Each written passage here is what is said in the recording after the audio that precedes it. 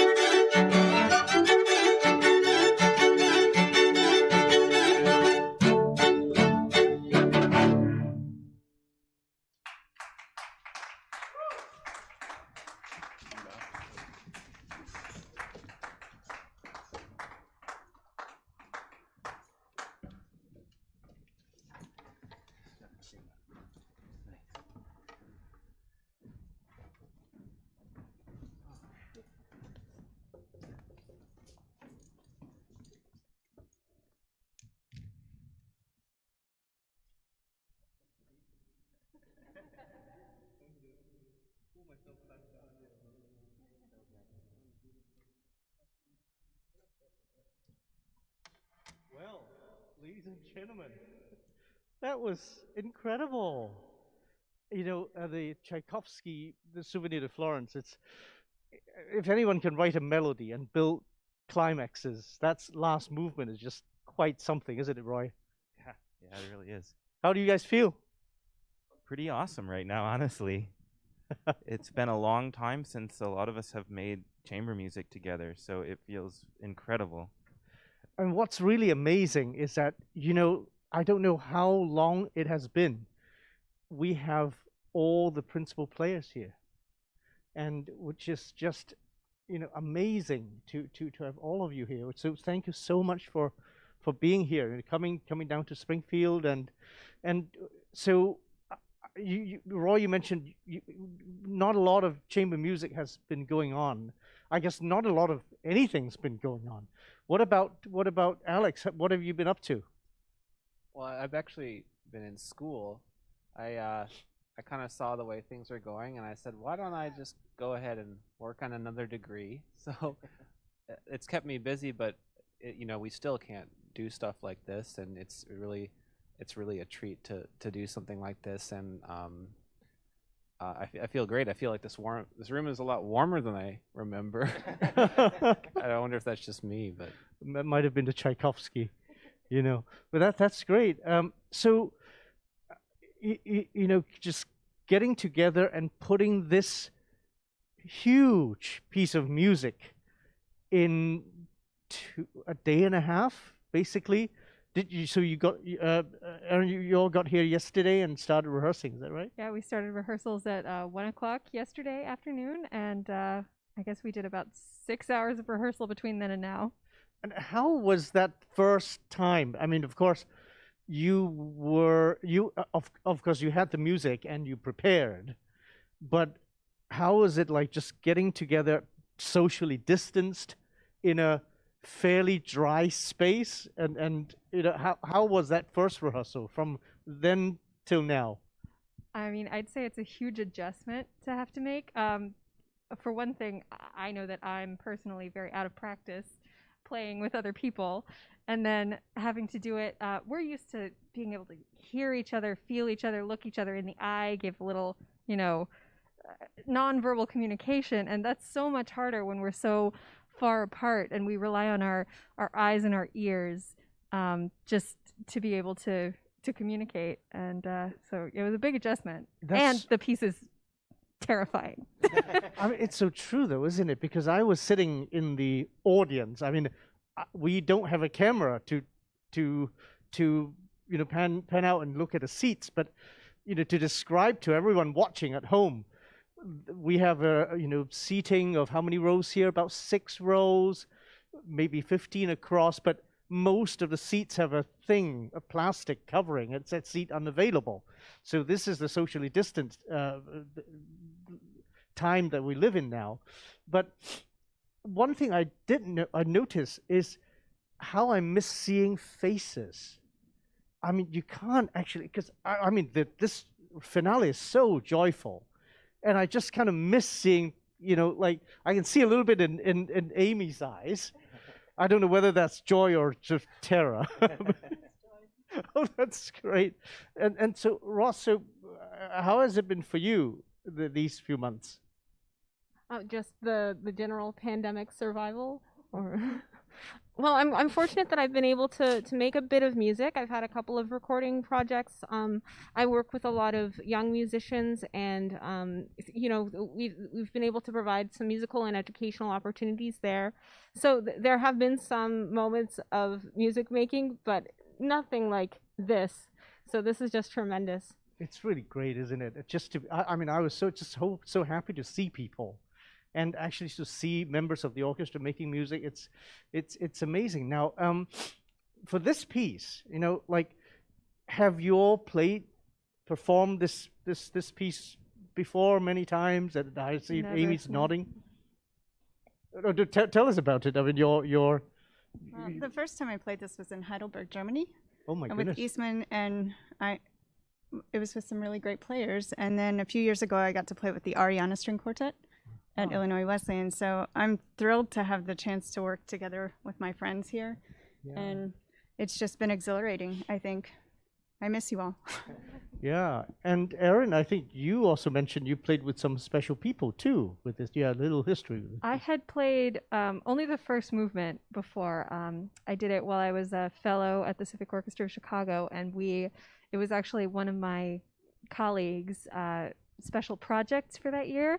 She put together a whole concert at this nursing home in Chicago, and we had a very kind of a strange instrumentation of our cohort. We were 1 violin, 2 violas, 2 basses, no cellos, and a couple of woodwinds. It was very odd, but we filled in, and the bassist actually took the cello parts, which was quite fun.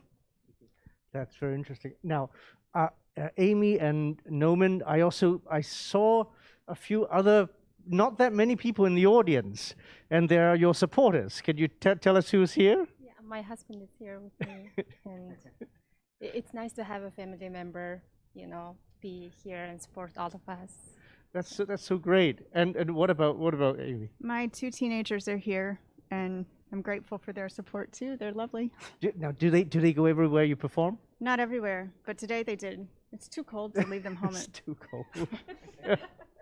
That's really wonderful. Now, this is just so much fun. I mean, are there other works, other sextets, or I think I can't remember who I was talking to, but a chance to perform some of these slightly bigger string chamber music. Are there any other pieces that you like to work together with? I know one. Brahms. Brahms. Oh yeah. Were you gonna say Brahms? Oh, I was actually thinking about this over the break this afternoon. One of the pieces I've always wanted to play is the Schoenberg First Chamber Symphony. It's Oh, 13 players. It's so cool. It's before he went atonal. It's like high, late romantic. It's awesome. You know, I think we can do that piece. Let's do it. It's in a chamber orchestra concert, right? I think we have the players. I think it's awfully hard. Awfully hard. Says this. Oh, wow. And Alex, what would you like to play? Well, I mean, he also had Schoenberg has a sextet too. Yeah, the That's Berkler another Danach. great piece. But also the Brahms, either of the Brahms sextets would be a treat as well. Yeah. No. What about Noman? I was gonna say Brahms too. You would like to do Brahms. One or two. Both. Do one concert, right? We just do both. One concert of the Brahms sextets, one concert of the Schoenberg.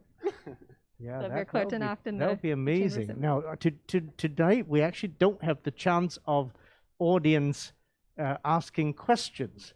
So I thought, you know, like we should just keep chatting for a little while. And I noticed a couple of you are using these tablets now. Do you think that's the way to go for musicians? It's my favorite thing I've ever bought. And at rehearsal, I saw you actually writing stuff on the tablet. How does that work? Yeah, I have a program. I have the Apple Pencil, and it communicates. I'm able to write down all the markings that I would normally do, and then I don't have to worry about turning pages because this pedal does it for me. And as you can see, this is a piece that requires a lot of very quick page turns on a lot of parts. I actually am so close to having your setup, but my my page turner hadn't come in the mail yet. Oh, No. So, and you saw the lengths I was going to with some of Yeah. the page turns, so I was jealous. Well, I saw Roy's music kept wanting to. There was a bit of I don't know where it's coming from, but Yeah, some kind of spirits or bands, I guess. yeah, I was a little worried because you're like it playing was most really of close. the time. Yeah, a couple times it was close. Yeah, maybe we'll, and in future the whole orchestra would just have these tablets, right? And then you don't have to have a poor librarian writing all the bow changes into Never the worry about parts. lost parts. Yeah, that too. Yeah. Well, what's next for you guys? Well, I know Alex is going back to school. Yeah, it's I mean, weird. like, do you have like regular ensembles and? Yeah. Oh, you yeah, do? Doing lots of stuff. So how It's do one of they? those things where if you're a grad student, they say, "Why don't you play in these 7 ensembles?" Right. So And it's all like you're meeting in person. yeah, it's distanced, and Mm. we sanitize. We spend like 5 minutes sanitizing, Wow. before and after, and then the rehearsals are 30 minutes long. So it's interesting. Oh my. It's safe, but it's also I drive 20 minutes to get to rehearsal. Oh no. And then, yeah. Wow. What about Amy? What's Well, Milliken is still going, and we're doing socially distanced orchestra concerts, so it's one person per stand. I'm also working on a doctorate through Boston University Online and finishing up teaching certification, Oh my goodness, I did not know And- that. whatever else. Hanging out with those two up there. That's fantastic. I did not know that. You're finishing a doctorate. That's really wonderful. That's really wonderful. What about Noman? I'll be mostly teaching. Yes. And are you still teaching with Zoom or are you Yeah. right. And no in person yet. No in person. Right, Yeah. right. Yeah, I guess that's kind of hopefully this will happen. I think this will happen is that in April we're actually going to have a chamber orchestra concert, and that's going to be live streamed only, no audience, but hopefully it'll be strings and harp, and really hoping that we'll see all of you there as well as some more people. And we don't know yet, but we're hoping to resume sometime after that. Well, are there any other contributions or for for our audience? And if not, I would just like to put in a plug for, I guess, myself and UIS and this orchestra. I'll be giving a little talk to the Guild, Illinois Symphony Orchestra, the Springfield, the Guild, in collaboration with UIS on Thursday at 6 o'clock. And hopefully see you then. The talk's going to be on a composer called Beethoven and how to listen to his music. So that should be quite fun. And otherwise, we're just so glad that you guys are here. Really, really well done. That was so beautiful. So thank you so much.